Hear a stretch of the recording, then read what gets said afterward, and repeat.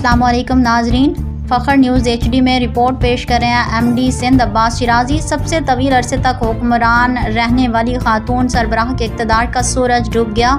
बांग्लादेश में सबसे तवील अरसे तक वज़ीर आज़म रहने वाली शेख हसीना वाजिद के इक़्तिदार का सूरज 16 साल बाद डूब गया। 76 साला हसीना वाजिद बांग्लादेश के पहले सदर शेख मुजीबुर रहमान की साहबजादी हैं। हसीना वाजिद 2009 से मुसलसल इक़्तिदार में थी। वो रवां साल जनवरी में चौथी बार वज़ीर आज़म मुंतखब हुई, लेकिन बांग्लादेश के आखिरी इंतखाबी अमल में अपोजिशन का मुकम्मल बाइकॉट रहा। इससे पहले शेख हसीना वाजिद 3 बार अपोजिशन लीडर भी रहीं। हसीना वाजिद को दुनिया में सबसे तवील अरसे तक हुकूमत करने वाली मुंतखब खातून सरबराह का एजाज़ हासिल रहा। गुज़िश्ता माह से जारी अवामी मुज़ाहरों के बाद शेख हसीना वाजिद आज ओहदे से मुस्ताफ़ी होकर फ़ौजी हेलीकॉप्टर में भारतीय शहर अगरतला पहुंची, जहां से वो दिल्ली रवाना हुई। भारतीय मीडिया के मुताबिक भारत शेख हसीना को महफूज रास्ता फराहम करने के लिए तैयार है।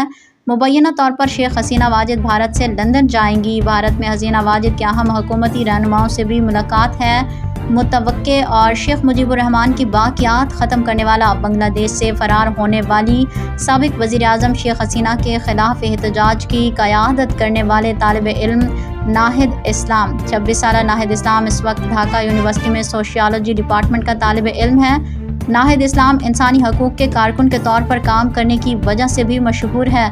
शेख मुजीबुर रहमान का यादगारी मुजस्मा, जिसे आज़ादी का देवता और भंग बंधु कहा जाता है, दारुल हुकूमत ढाका में बांग्लादेशी अवाम ने तोड़ना शुरू कर दिया है। ढाका के मुख्तलिफ इमारतों पर बांग्लादेशी परचम के साथ साथ पाकिस्तानी परचम भी लहरा दिए गए हैं। सूरत हाल के पेश नज़र भारतीय हुकूमत ने भारत बांग्लादेश सरहद पर हाई अलर्ट जारी कर दिया है।